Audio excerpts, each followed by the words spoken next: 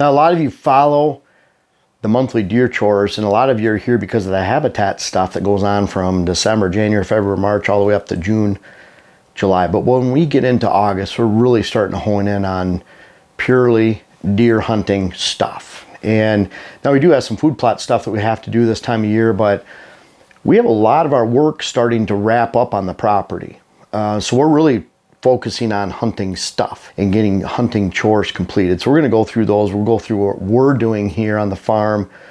And I can say we've gotten a whole lot done this year. I think maybe towards December, I don't know, but we'll do a whole list of everything we accomplished this year. And it's amazing. It took a team. And I've been working hard at this stuff for many years. And so for this year, for the first time, I've really had a team behind me to actually get a lot of stuff done. And it's a great feeling to be on track and on track with these chores. So let's talk about, what's really getting serious right now. This is August. Let's talk about what we're doing to stay on track and so that we can really enjoy going out in September during opening day, whether it's here in Minnesota or where we hunt in Wisconsin, knowing that we're going into opening day confident that we've done everything we can to have a great hunt and a great herd. Number one, tree stand setup. People think, well, this is kind of late to set tree stands up. Now it is if you have major shooting lanes to clear, major trees to cut down, especially when it comes to bow hunting. Now gun hunting, for you to go out and clear some lanes in August, get some of that down, you probably get some regeneration sprouts off some of those areas. You get some weeds, briars popping up. Bottom line is it's a little bit more blended in by the time you get into September, October, and especially November during most gun seasons. Then when you're trying to clear a bunch of shooting lanes for a bow, knock down big trees, and we're not that far outside. We're filming this about 6 weeks from most opening days, a lot of them. Some are about 5 weeks away and some are 8 or 9. But bottom line is we're really getting close to opening days of bow season across the country.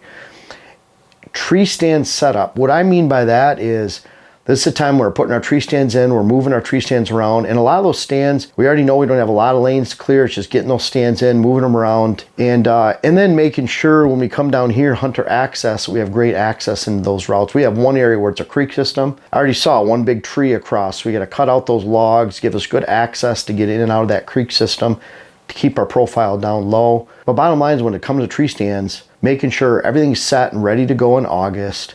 And even if you have to cut down a little bit here and there, we pull those branches and cuttings mostly towards the tree where we're sitting in, and not leaving them scattered around.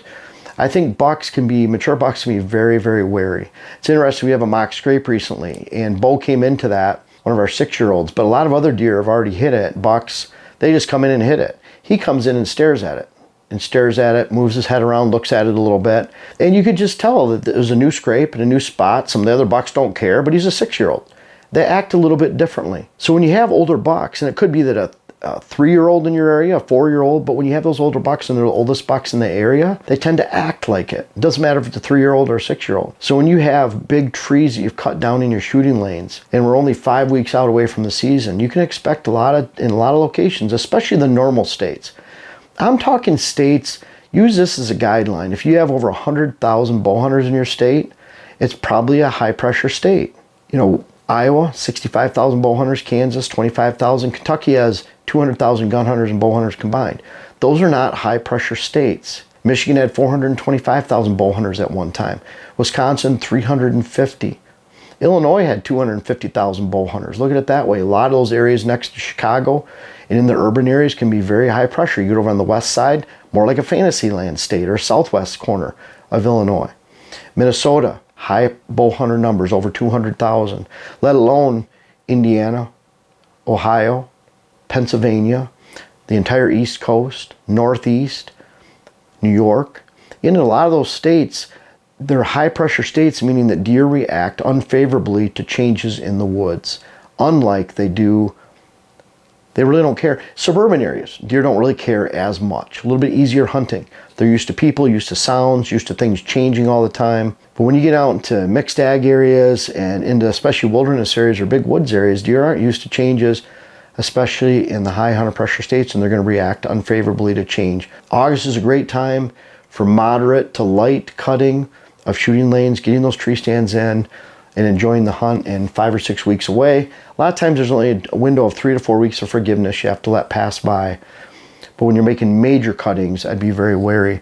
Well, it's end of July, and I hope most of you by this point in the year have been able to check out our food plot seed company, WHS Wildlife Blends. We've had clients and customers in almost 50 states by now. And the cool thing is, you know, I don't like you to pay shipping if you don't have to. We're not going to have a giant dealer network. That's not the way we are.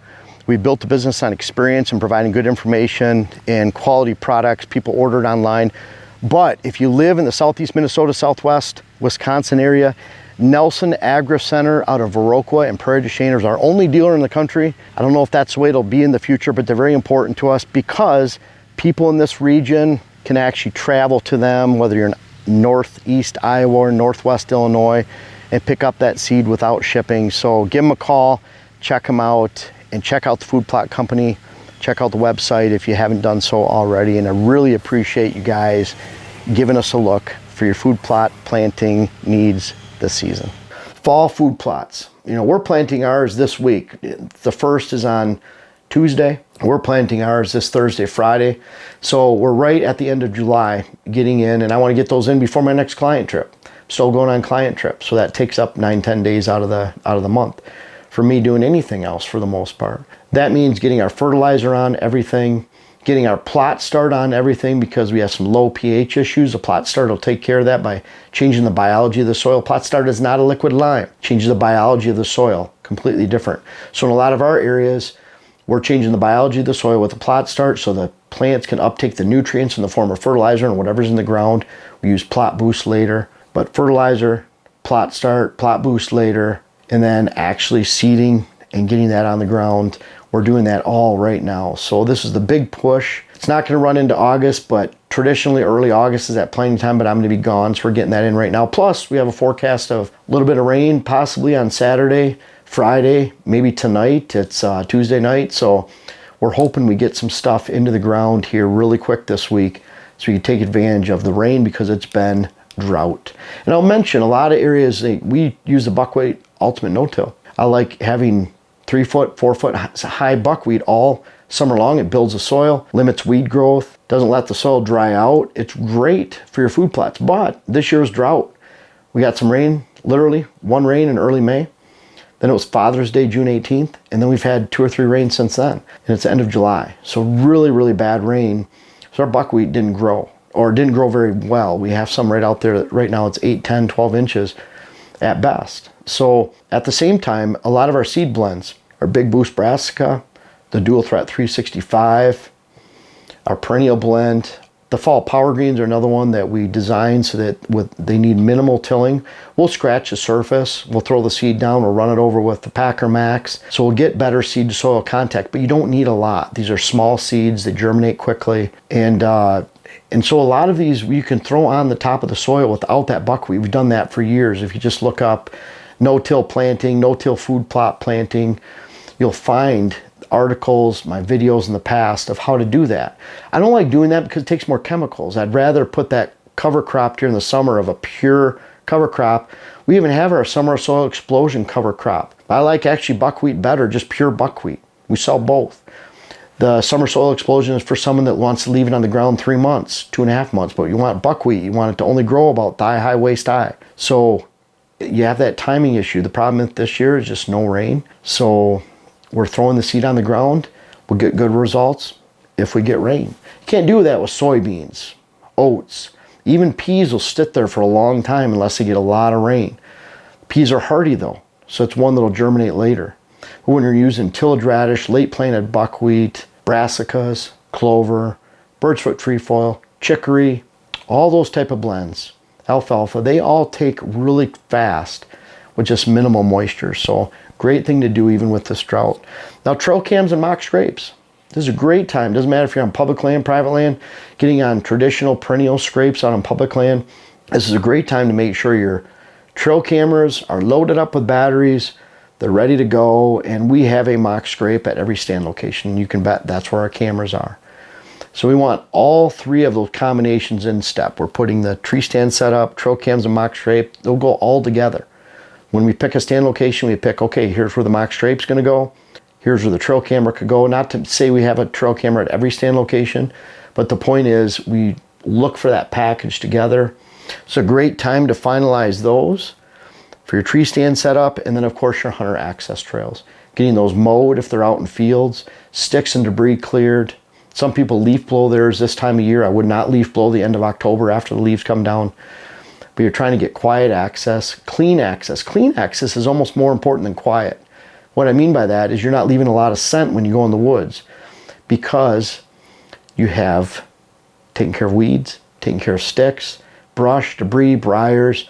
You have paths to your trails where you don't have a lot of herbaceous growth sucking out your hunter scent and human scent to leave a trail every time you go to a different stand there and back. And that's often what kills a property with the lack of scent control, or scent control that isn't managed because you leave so much scent around, as opposed to when you're actually on stand.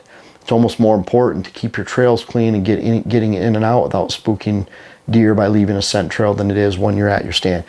Best form of scent control is actually stand location.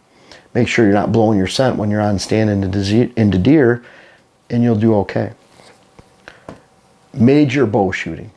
This is the time, if you haven't been shooting your bows, got to do it now.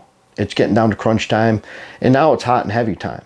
Maybe you thought, well, I'll shoot once or twice a week, and you've been wanting to do that for months. Things took place. Now it's a time where you need to be at that 5, 6, 7 times a week, shooting your bow until opening day, so that you can be on target when the season comes around. It's not just on target and making sure you have good accuracy, it's confidence. So that big buck comes in, you know you've been shooting well, you feel comfortable, your arms aren't fatigued, you know you can pull back, you know you made a good shot because you've made 1,000 shots or more leading up to that in the months before, a couple months before. So now is the time. This is what we're doing in August. Again, it's getting down to crunch time. Hope you guys are on track. We're on track. There's a lot to do hunting related. You know, I love taking care of switchgrass and planting food plots and watering our trees and mowing trails, putting out water holes, filling water holes. But now it's that time to let the fun begin and let hunting season begin. Hey folks, I really appreciate you watching, and I want to invite you to check out our main website, whitetailhabitatsolutions.com. I'm going to miss all these, but we have seed to offer, hats, articles, web classes, books, consultations, and even a new podcast. I think we have 17 podcasts out there right now for you to listen to. So we have a lot to offer. Most of all, if you don't want to buy anything, I'm going to keep offering free videos, free articles. We have over 600 articles on the site. And most of all, thank you very much for watching, reading, listening, being a part of Whitetail Habitat Solutions. If you want to check this stuff out, awesome. Links are in the description.